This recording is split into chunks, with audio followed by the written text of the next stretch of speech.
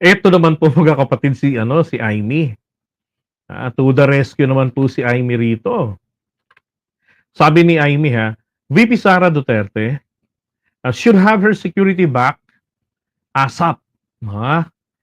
First, she is the second highest elected official in the country whose safety must never be compromised. Bakit hindi mo sinabi yan noon nung panahon ni VP Lenny? Aimee, ba't di mo sinabi yan noon? Di ba? Lenny was the vice president who had less than 100 bodyguards for security. Bakit wala kang ganyang salita? If you really care for the vice president, no. Sorry na lang sa mga mga sumasamba sa apelidong Marcos. Hindi ko sila kinakalaban, pero si Aimee kinakalaban ang interes ng bayan natin at ang ating presidente, kalaban ko rin po si Aimee. Okay? And I don't worship politicians. Okay, sabi rito, second, she is a Duterte. Okay, Tam. Second, she is a Duterte. I don't fucking care. So what?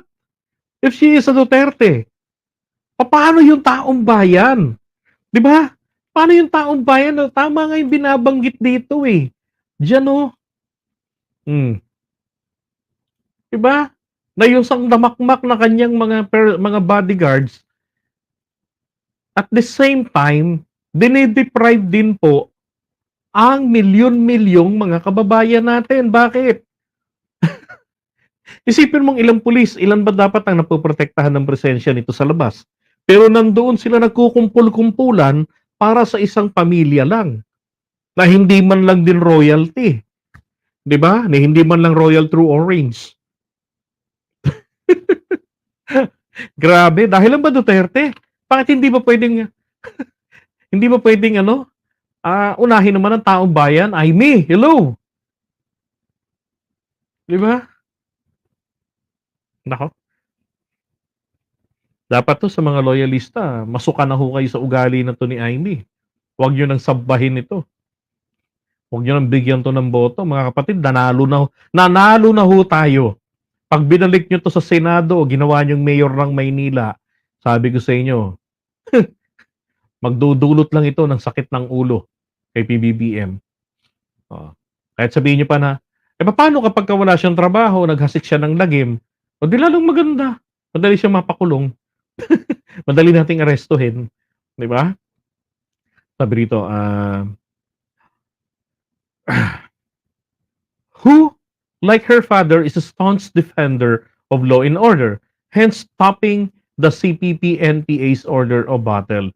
Sige nga, paano mong sasabihin na si Duterte ay nasa pangunahing listahan ng order of battle ng CPP-NPA? Putragis tropa niya nga si Joma Sison. Diba? Tapos, yun nga lang, silang magkakaibigan naghuhudasan. Kasi nung presidente na siya, inambush si Duterte. Hindi nga lang tinamaan. Ewan ko kung totoo talaga na may ambush. Diba? Sabi rito, at sino naman yung Romel Marbil na hindi ko nga yan kilala? Putragis ka. Hindi niya kilala. Saan ba talaga ito naglalagay si Aimee? Alam niyo, don't take it literally, okay? Let's not take it literally yung sinasabi niya na, at sino naman yung Romel Marbil? First, ginaya niya lang ang kabastusan ni Sara, walang respeto, di ba? Alam niyo, kahit na hindi mo kasundo sa politics, sa stand, sa paninindigan, you have to respect pa din. Oo. Sabi niya, hindi ko nga yan kilala. Ibig sabihin po, hindi ho ito maimpluwensyang tao, walang koneksyon sa kanya. Yun po ang kanyang ibig sabihin. Okay? It is like a clue. It's like giving a clue or hint para ho dyan sa mga bloggers nila na atakihin etong si General Marbil. Bakit? Hindi naman pala to kilala ni Aimee. Hindi naman pala to ni Aimee Duterte. Kakilala, so pwede nating atakihin. Kasi ito kay PBBM, kay Lisa. Sipin mo. Isang senador ng bansa natin, putragis kayo, kayo pa nagkumpirma ng appointment niyan eh. O sabihin mong hindi mo kilala, 'di ba? Kahit sabihin natin hindi kasama si Amy. I'm not sure kung kasama siya sa commission on appointment. Pero sinasabi ko po rito, kahit na hindi ka kasama sa commission on appointment, bilang senador, imposibleng hindi man lang sumagi sa isip mo na alamin, kilalanin man lamang sino ba itong bagong napili ng aking kapatid na bagong PNP chief. Tama? Pagka ganun po mga kababayan, inutil ka pala.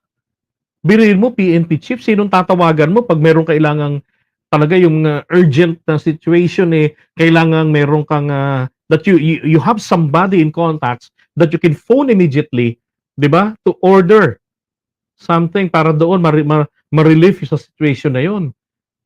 Hindi mo aalamin, buti pa mga reporter kinukuha yung contact sa mga ng PNP chief, 'di ba? Para may makausap nila agad para para makapag ma-interview nila, matanong nila sa mga issues. For Senator Amy Marcos to say this, sino ba si Romel Marbil? Come on, madam. Ayaw mo ba talaga ng boto? Nagtatapon ka ba talaga ng boto? Well, ako nagpapasalamat sapagkat yung ganitong ugali ni Amy, talagang ni-reveal niya kung sino talaga siya at kung karapat-dapat ba talaga sa pakikipaglaban ng mga loyalista para sa kanya.